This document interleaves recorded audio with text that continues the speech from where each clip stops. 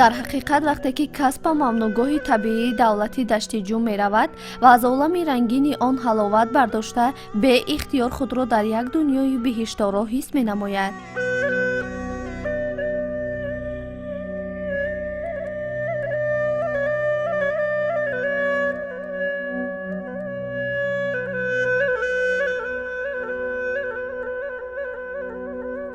олами набототи мамнӯъгоҳи табиии давлатии дашти ҷум чунон бою рангин аст ки дар он қариб тамоми намуди растаниҳо мерӯянд. аммо хусусияти хоси мамнӯъгоҳ аз дигар минтақаҳои кишварамон дар он аст ки дар ин мавзеи дурдаст растаниҳое ба мисли анори ёбоӣ, анҷири ёбоӣ ки танҳо хоси ҳамин мавзеъ аст, дар табиати ёбоии дигар минтақаҳо дида намешаванд, мерӯянд. аз ин рӯ табиати ин мамнӯъгоҳро боз ҳам зеботару диққатҷалбкунанда менамоянд. ба ғайр аз олами бою зебоии набототаш, дар мамнӯъгоҳи табиии давлатии дашти ҷум бузи пармашохи морхӯр ки бо номи шоҳи кӯҳсор ном бурда мешавад ва гӯсфанди кӯҳӣ ки хоси ин минтақаи кӯҳистони диёрамон мебошанд ба назар мерасанд.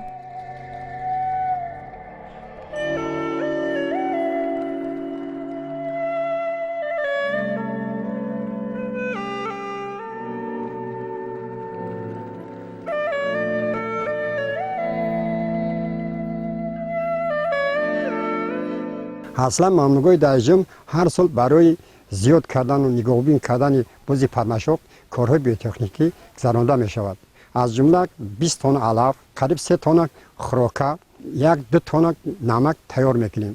ба ғаз аз ин барои ҳайвонотҳо мо барои обозияшон 20 авчаҳо тайёр мекунем. инчунин барои паррандагон имсол 50 лонаи сунӣ мо сохтаем ки онҳо дар онҳо зиндагӣ мекунанд. аз тарафи коркунои илмӣ ҳар сол мо ба ғаз аз ин солномаи табиатро мегузаронем. инчунин кормандони мамнӯъгоҳ барои омӯхтани сохти ҳайвонотҳо ҳама вақт кӯшиш кардак. дар ин ҷо дар мамнӯъгоҳ умуман аз коркунони илмӣ шӯъбаи илмӣ муовини директор оид ба корҳои илмӣ ва 2 нафари дигар ботаник ва зоолог, инчунин 2 лаборант дигар кор фаъолият мекунанд. аслан коркунони шӯъбаи илмӣ ҳамеша кӯшиш мекунанд ки таъзи ҳайвонотҳо меомӯзанд ки онҳо чӣ тавр мисол кам мешаванд ё зиёд мешаванд. ҳама вақт мо чӣ мекунем? хушбахтона то ин вақте ки омӯзи буд мешид, бузои пармашок рави худро дигар мекарданд. бузои 5 сола 6 сола болаш аз мамнӯъгоҳ баромада мерафтанд.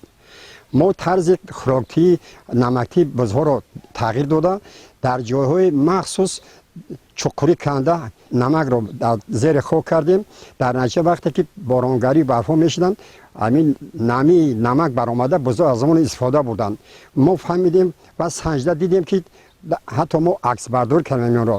ҳамин бузҳо ҳамин ҷо омада вақте ки ҷое ки намак тамом ҳамҷоро ҳамчун охур канда чуқур карданд. аз ин маълум мешавад ки баъд ҳамон соли 2020 ҳамин бузҳо ҷои худро тағйир надода баръакс миграция накард, шуморашон зиёд гардид. барои ҳамин мо имсол кӯшиш мекунем ва мақсуд дорем ки ҳамин ҷои намакдонро ба андозаи 20 метр дарозиш чуқури муайян фарз кунем 20 сантиметр зери хок карда, барои он ки ҳамин намуди ҳамин ҳайвонот зиёд шаваду ҷои худро тағйир надиҳад, мо ҳамин корро метавонем ки истифода барем, пеш барем.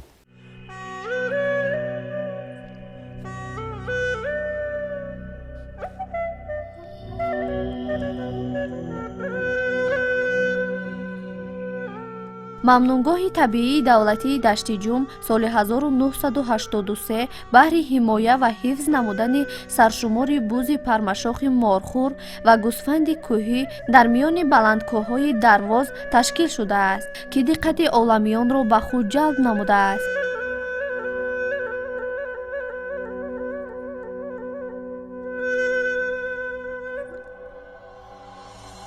اساسی عالمی نباتات ممنونگاهی طبیعی دولتی دشت جوم را از بلندی 800 تا 1200 متر از سطح بحر این درختان انجیر یابایی، انار یابایی، پیسته، شولش، گاز و نسترن تشکیل نموده در بلندی 1200 تا 2200 متر از سطح بحر باشد درختان ارچه و سفیدار فرا گرفته است.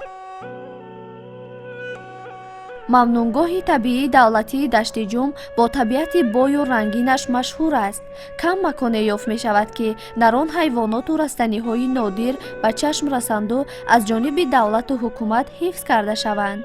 بغیر از بز پرمشاخ مارخور و گوسفند کوهی در این ممنونگاه پلنگ برفی، سیلوسین، اومان، تزرو، عقاب، شاهین و بسیاری دیگر حیوانات عمر به سر میبرند که در کتاب سرخ داخل گردیدند.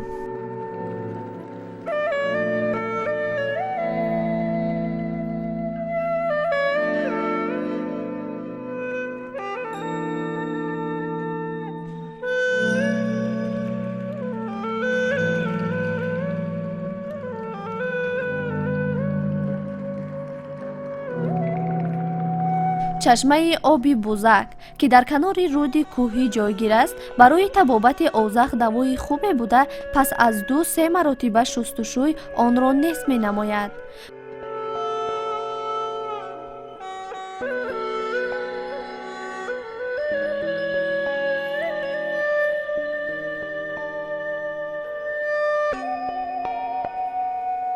ممنونگاهی طبیعی دولتی دشت جوم مکان تماشابا بوده کس نه تنها از منظره های زیبای آن بلکه از معامله خوبی کارمندان آن و مردم محلی بهره برده با عرف و آیین های مردم تهجایی آشنا می گردند.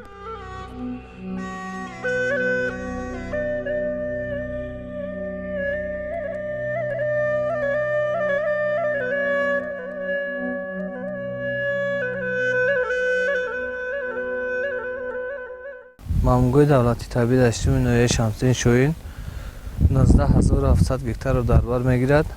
از 2 قطعه عبارت است.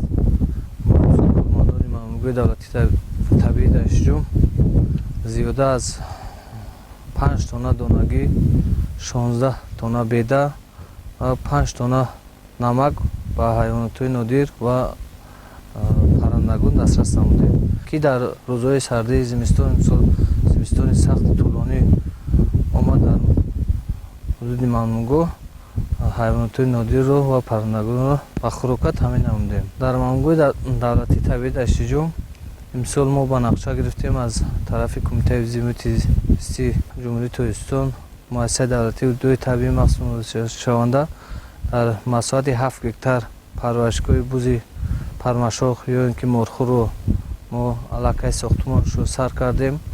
قریب به انجوری رسیده ایستاده است. شماره بز پرمشاخ زیاده از 700 سر را تشکیل می‌دهد. ما برای اکوتوریسم سیاحان در حدود ممنونگاه بوکلت ها تیار کردیم برای سیاحان. سایت خود را سایت ممنونگاه را در با طریق شبکه اینترنتی پرداختیم. با 2 شرکت سیاحی همکاری داریم.